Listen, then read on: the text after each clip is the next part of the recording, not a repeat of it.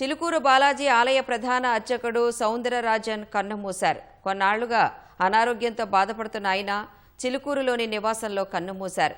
ఈ మేరకు ఆయన తనయుడు ఆలయ ప్రస్తుత అర్చకుడు రంగరాజన్ వెల్లడించారు.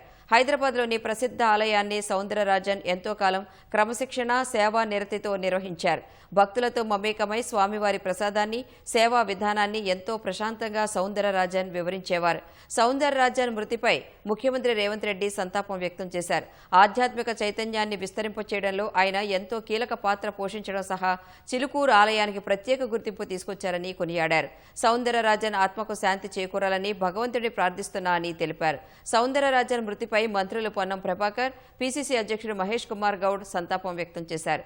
చిలుకూరు సౌందరరాజన్గా సుపరిచితులైన సౌందరరాజన్ మరణ వార్త ఎంతో కలిచివేసిందని మాజీ ముఖ్యమంత్రి కేసీఆర్ సంతాపం వ్యక్తం చేశారు. సౌందరరాజన్ మరణం హైందవ ఆధ్యాత్మిక రంగానికి తీరని లోటని పేర్కొన్నారు. బీఆర్ఎస్ కార్యనిర్వాహక అధ్యక్షుడు కేటీఆర్ అన్నారు. చిలుకూరు క్షేత్ర అభివృద్ధి, భక్తులకు ఆధ్యాత్మిక మార్గదర్శనాలు చేయడంలో ఆయన పోషించిన పాత్ర మరువలేనిదని కొనియాడారు.